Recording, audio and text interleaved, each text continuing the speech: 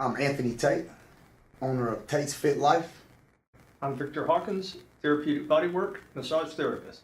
And we're going to talk to you about some of the causes and some of the things that you can do to rectify back pain. As you know, we all have a little bit of back pain throughout our lives.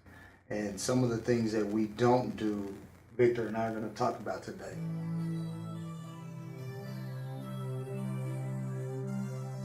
You got to exercise, and it must be starting from the core.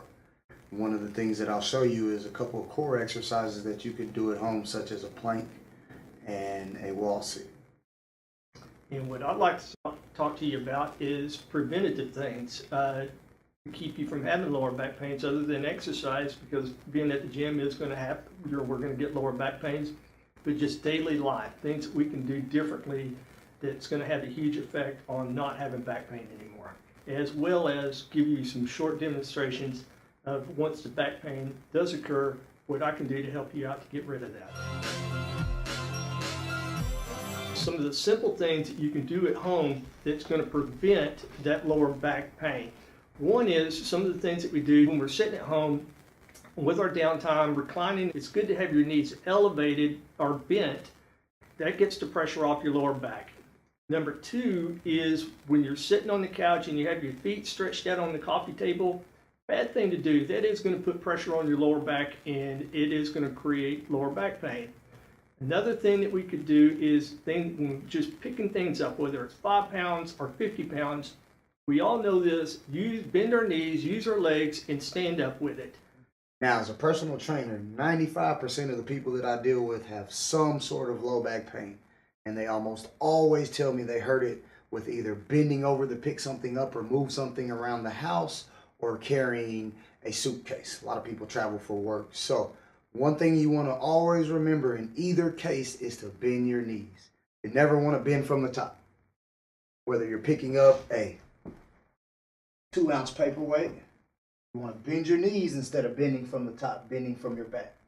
Or a little heavier suitcase. Again, you want to bend your knees, get under it, and let your legs help you pick up the heavier weight.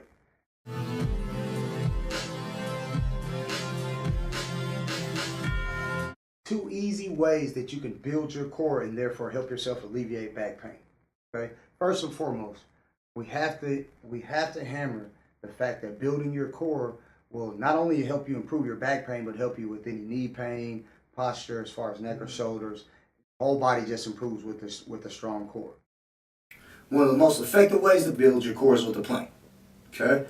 Now, whether you do it from a push-up position or down into the elbow plank, you want to tighten your butt, tighten your abs, make sure your back is straight, and hold. Now, by tightening your abs and your butt, you're engaging your core. Pay attention to relax your neck area and pull your shoulder blades back so you don't tighten your neck. Don't worry about how long you can go. If you can only go for 10 seconds, go. If you can go for 2 minutes, go. But either way, you're working your core. The hip press. Now you're flat on the ground, you bring your legs up. Now pay careful attention, pay close attention to make sure that your low back is on the ground, okay? Now what we're doing here is we're just squeezing our abs and our butt at the same time for 3 seconds. Squeeze, relax, squeeze, relax. Blow out all the air so your abs contract. I'm going to show you some things that I do that's going to get rid of that back pain and make you feel 100% again. So here we are at the clinic.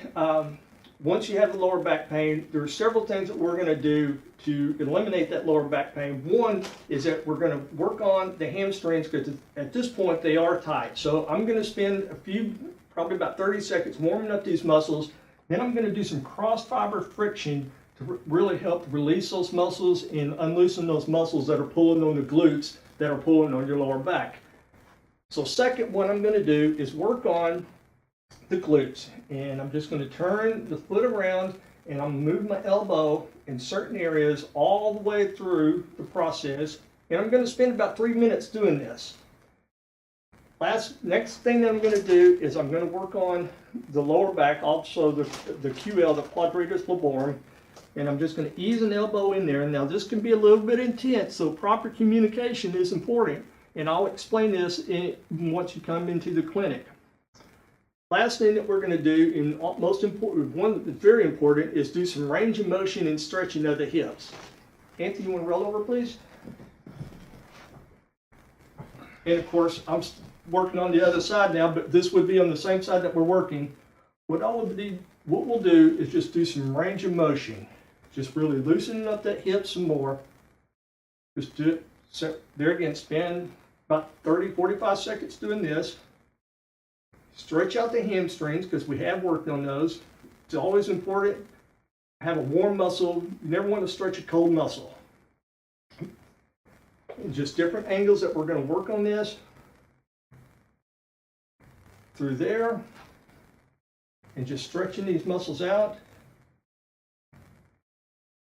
And then, most important thing, Anthony, bend your other knee, please. And this is the one that everyone likes. It's very effective.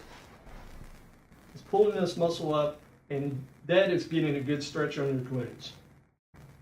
Thanks for checking us out today. You can find me on Facebook, Twitter, or Instagram at Tate's Fit Life, or at Performance Fitness in McKinney or Frisco. Just come in and ask for Anthony.